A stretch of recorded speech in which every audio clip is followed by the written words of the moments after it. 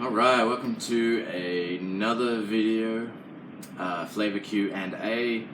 Today, I'm still waiting for your questions, but today we're going to talk about ISO, or ASA, which is a number that's on the box of film that you purchase. So for instance,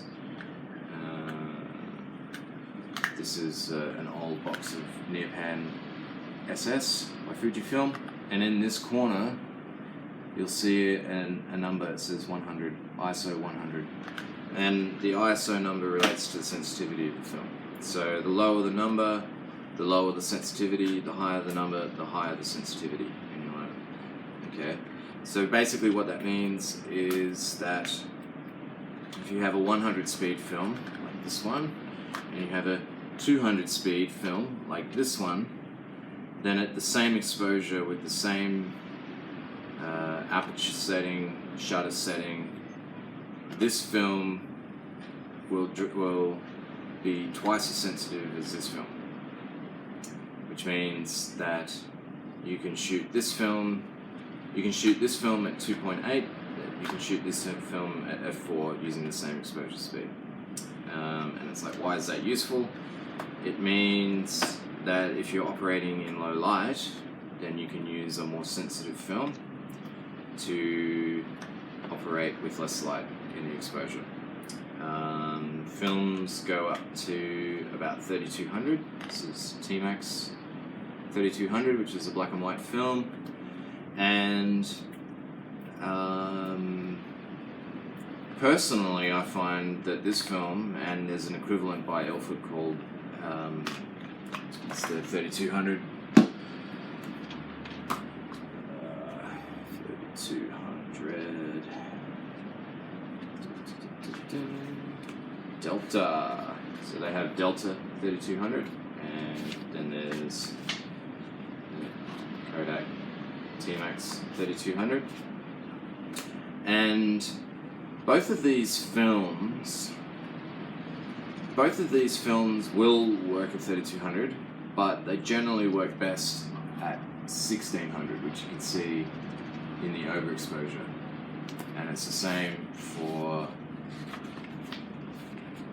this one. This one, the T-Max definitely likes a little bit more light than a standard exposure for 3200. So, a 3200 speed film gives you the ability to go out and shoot in evening, night, depending on how much light you actually have or how much artificial light you have available to you. Another benefit of this film is like you can use it to slow down motion. So for instance, let's say we shoot this at 1600 so that we get a better exposure, but we're using a higher shutter speed to slow down motion.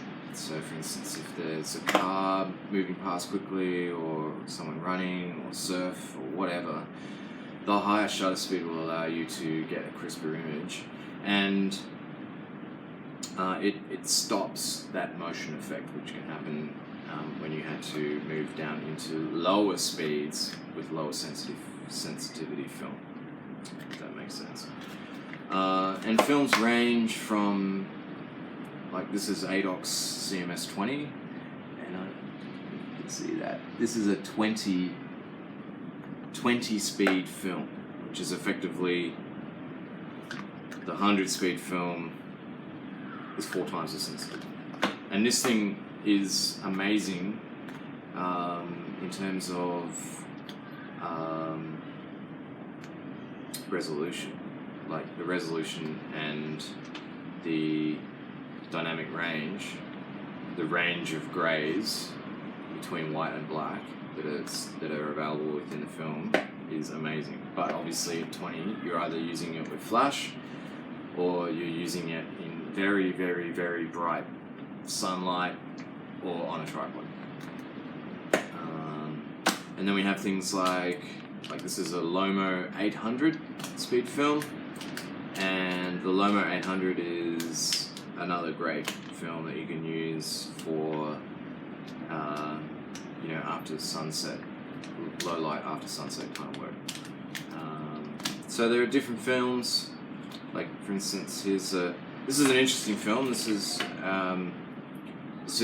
Fujichrome Provia F400 Provia, and this is a slide film, so it's a positive film, and it's a 400 speed positive film.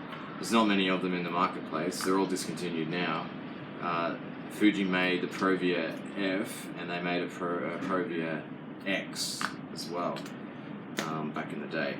So there and with there are technical disadvantages for trying to make sensitive slide film. One of which is that it doesn't really react like a 400. Let's have a look. Fuji Pro 400H, Pro 400F. So it does give you a good result, and you can see like that's a 0 exposure, but it definitely works a hell of a lot better as a 200 speed film rather than a 400 speed film. So yeah, like there are different films for different circumstances, and depending on what you plan on shooting is going to make a big difference in terms of what kind of film you use under those circumstances. And generally speaking, the ISO range or the ISO numbers on canister of film correlate with the ISO range in digital cameras. So another benefit of that is that you can use your digital camera to check for exposure for your film camera.